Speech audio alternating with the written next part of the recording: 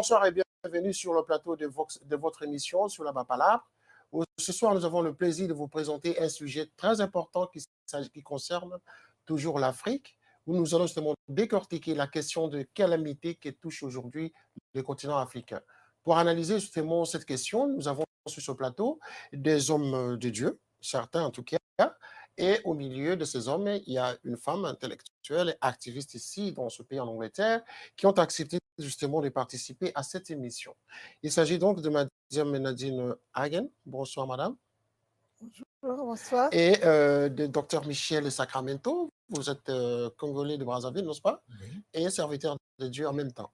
C'est vrai. Et enfin, de monsieur du prophète Oscar Diomandé, on ne vous appelle pas monsieur, mais on commence par votre titre, de prophète. C'est parce que comme ça, on peut vous identifier par rapport à votre positionnement religieux, n'est-ce pas? Effectivement. Alors, nous sommes aussi vraiment pour discuter de la question des calamités qui touchent le continent africain. Vous le savez bien, depuis un certain temps, l'Afrique est frappée non seulement par la misère qui est en rapport avec la famine, mais également par des crises politiques. On a vu récemment, à travers l'Afrique, les chefs d'État se faire déboulonner par l'Occident, par les forces internationales. Et j'aurais bien voulu aujourd'hui discuter avec vous qui êtes non seulement représentant de la diaspora du point de vue religieux, mais également des intellectuels, somme toute. Alors, j'aurais bien voulu justement voir avec vous, avant de voir des images qui vont suivre sur ces chefs d'État justement qui ont été victimes cette année, avec vous en tout cas, voir comment vous percevez cette situation qui a touché l'Afrique cette année. Et ainsi, donc, je commence d'abord à te sonner tout honneur par madame qui est au milieu, de nous dire en peu de mots comme ça en tant que femme, comment avez-vous ressenti justement toutes ces situations qui ont frappé notre continent noir? Par exemple, le cas de la Libye, le cas de la Côte d'Ivoire. Hein, nous avons vu Laurent Gbagbo se faire déboulonner de la manière dont il a été mis au pouvoir. Comment vous avez réagi? Comment vous avez ressenti ça? C'était très dur. Vous savez, je suis très attachée à la Côte d'Ivoire. J'ai passé 3 ans de ma vie. J'ai étudié en Côte d'Ivoire et j'ai gardé de très bons rapports avec mes frères ivoiriens, je vais les appeler comme ça. Et la Côte d'Ivoire, c'était ce pays extraordinaire pour moi. C'était un pays de rêve, c'était un pays différent de mon pays, le Cameroun. Et croyez-moi, j'en souffre encore. Vous en souffrez encore parce que Ouais. ça vous touchait vraiment le cœur, quoi. J'en souffre encore. Alors, docteur Michel Sacramento, votre réaction spontanée? J'ai été touché comme tout Africain, tout particulièrement parce que le président Laurent Gbagbo représente aujourd'hui une figure de résistance et de nationalisme en Afrique. Il est un modèle que beaucoup de gens ont admiré et j'ai été vraiment blessé de voir la manière dont il a été mis hors du pouvoir. Mais ça pose plusieurs questions. Ça pose la question de la place des institutions du pays et leur fonctionnement. Ça cause le problème aussi de l'intérêt renouvelé que les pays occidentaux, en particulier, mais d'autres pays aussi, ont pour l'Afrique.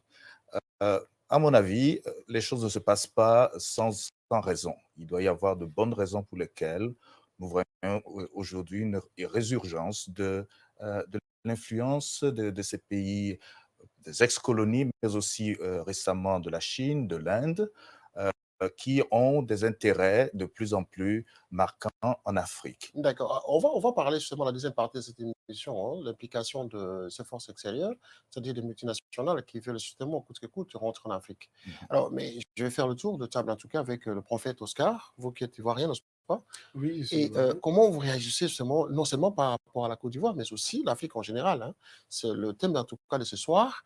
Comment vous réagissez justement par rapport à tout ce qui a frappé l'Afrique depuis le début de l'année? Depuis le début de l'année, le cas de la Côte d'Ivoire est effectivement, en tant qu'Ivoirien, Je pense que ce qui s'est passé en Côte d'Ivoire est en train de nous montrer des choses qui ont commencé ou qui se font en Afrique, qui n'étaient pas encore peut-être visibles comme ça a été le cas en Côte d'Ivoire, mais ça révèle aux yeux du monde les réalités de ce que l'Afrique vit, de ce que les autorités africaines représentent aux yeux de l'extérieur. Ça montre que en Afrique, nos leaders doivent être de véritables leaders africains, ou je dirais de véritables patriotes.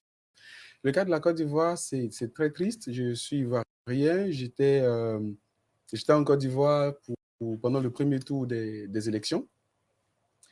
Et j'ai quitté Abidjan juste le 31, après le premier tour des élections présidentielles.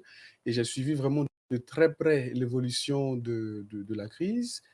J'ai ma famille, évidemment, qui est en Côte d'Ivoire, que j'avais constamment au téléphone, enfin, quand c'était encore possible de les avoir, parce qu'il fut une période où c'était complètement impossible de contacter qui que ce soit. C'est vraiment triste ce qui s'est passé en Côte d'Ivoire. Et alors, là, c'est la Côte d'Ivoire, mais quelle est votre analyse sur le restant des pays africains, notamment la Libye, notamment d'autres pays du Sud, qui connaissent aussi des problèmes, par exemple la Somalie, qui connaît aussi un problème de famine et de guerre civile. Oui. Comment vous réagissez à cette question par rapport à votre positionnement religieux en tant que serviteur de Dieu? En tant que serviteur de Dieu, je pense qu'il faut que l'Afrique se lève. Il faut que l'Afrique prenne conscience que nous devons nous-mêmes nous prendre en charge. Nous devons nous rendre compte de notre responsabilité. Pendant longtemps, nous avons tendu la main. Pendant longtemps, nous avons cherché des solutions ailleurs, alors que beaucoup viennent chercher la solution chez nous. Et si les pays africains ne cherchent pas à se lever, les pays africains ne cherchent pas, quand je dis se lever, c'est une prise de conscience des Africains. Et parlant de prise de conscience, je vais plutôt ramener l'Afrique, je vais plutôt ramener les leaders africains, je vais ramener tous les Africains à se tourner vers Dieu, qui est la seule et l'unique solution face à toutes ces difficultés, face à toutes ces calamités que l'Afrique est en train de vivre. Je voudrais vraiment lancer cet appel-là aux Africains. Alors, avant de parler de l'implication de Dieu, parce que quand même, nous sommes sur cette terre, Dieu n'est pas visible, on voit seulement ceux à qui il a doté de certains pouvoirs de diriger les hommes. Oui. Donc, le chef d'État africain et les gouvernements qui contrôlent le monde. Et commençons d'abord par analyser la situation justement de la gérance de ces États, des chefs d'État africains, leur comportement vis-à-vis des citoyens. Pensez-vous que ces crises-là sont justement de la responsabilité des dirigeants africains? Je pense que ces crises... Ou c'est du fait que les populations africaines, les intellectuels ne s'appliquent pas à la chose. Je dirais les 9, 8, 7,